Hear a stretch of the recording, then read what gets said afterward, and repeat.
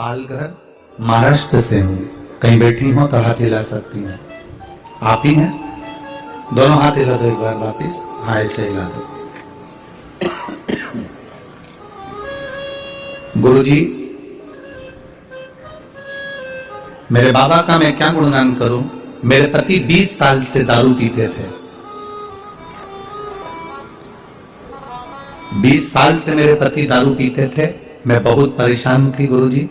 फिर मेरी सहेली के घर पर गई थी तो सहेली बोली, सियोर वाला महाराज की कथा आती है आस्था चैनल पर, टीवी के सामने बैठकर तू संकल्प कर।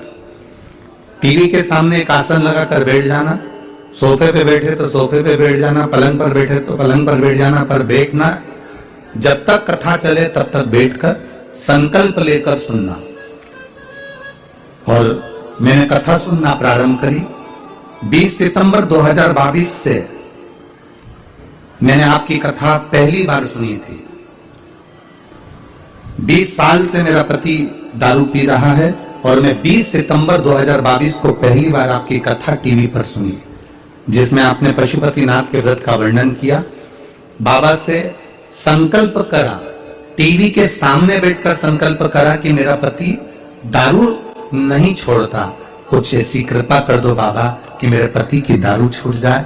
मैं पशुपति व्रत प्रारंभ कर रही हूं। और जिस दिन मेरे पति की दारू छूट गई, मैं पंडाल में जाकर कथा जरूर सुनूंगी, ये मैंने बाबा से निवेदन करा और संकल्प लिया। 2022 में मैंने बाबा से 20 सितंबर को संकल्प लिया और कथा सुनी। बाबा का मैं क्या गुणगान करूं गुरुदेव। पति में मैंने पशुपति व्रत पूरा कर लिया, पर पति दारू छोड़ने को तैयार नहीं हुआ।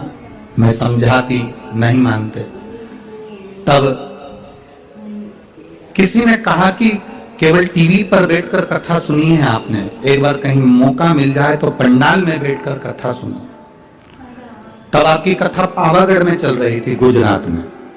मैं पालघर से पावागढ़ चली गई और पावागढ़ के गुजरात में जब कथा चली तब मैंने एक दिन की कथा को सुना और बाबा से प्रार्थना कहा, बाबा तेरी इस रज को मैं यहां से लेकर जा रही हूं कथा के पंडाल से। बाबा तू ऐसी कृपा करना कि मेरा पति अगर मदिरा को भी छुए तो उसको विष नजर आए, ऐसी कृपा कर देना। बाबा को कहकर मैं पावागढ़ की कथा से रज को स्पर्श कर अपने मस्तक पर लगाकर चली गई और बाबा को कहकर गई। और बाबा ने ऐसी कृपा करी गुरुदेव कि जो मेरा पति 20 साल से दारू नहीं छोड़ पाया, उसने दारू से नफरत कर ली। और एक दिन मैंने उसकी परीक्षा भी ली।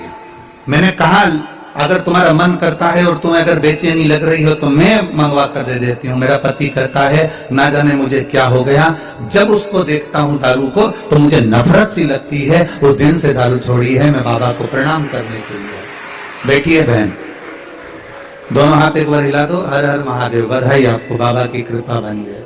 बैठिए। शिव तत्व इसी को कहते। मेरा नाम गुड़िया गुप्ता है, पति का नाम विजय गुप्ता है। तब तक बैठकर संकल्प करूं गुरुदेव। मैंने कहा टीवी के सामने बैठकर संकल्प करा कि मेरा पति दारू नहीं छोड़ता, कुछ ऐसी कृपा कर दो बाबा कि मेरे पति की दारू छूट जाए। मैं दारू छोड़ने को तैयार नहीं हुआ। मैं समझाती नहीं मानते। तब किसी ने कहा कि केवल टीवी पर बैठकर कथा सुनी है आपने, एक बार कहीं मौका मिल जाए तो पंडाल में बैठकर कथा सुनो। तब आपकी कथा पावागढ़ में चल रही थी, गुजरात में।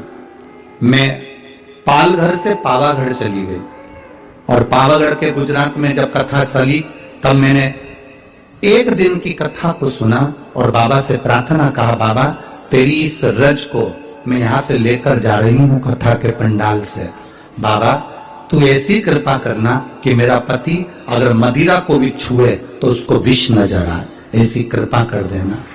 बाबा को कहकर मैं पावागढ़ की कथा से रज को स्पर्श कर अपने मस्तक पर लगाकर चली गई और बाबा को कह कर गई, और बाबा ने ऐसी कृपा करी गुरुदेव कि जो मेरा पति 20 साल से दारू नहीं छोड़ पाया, उसने दारू से नफरत कर ली। और एक दिन मैंने उसकी परीक्षा भी ली।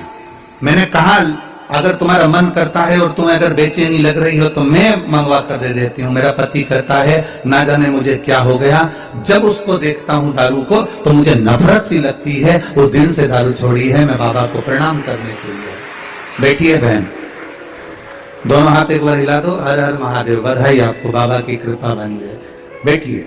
शिव तत्व इसी को कहते हैं।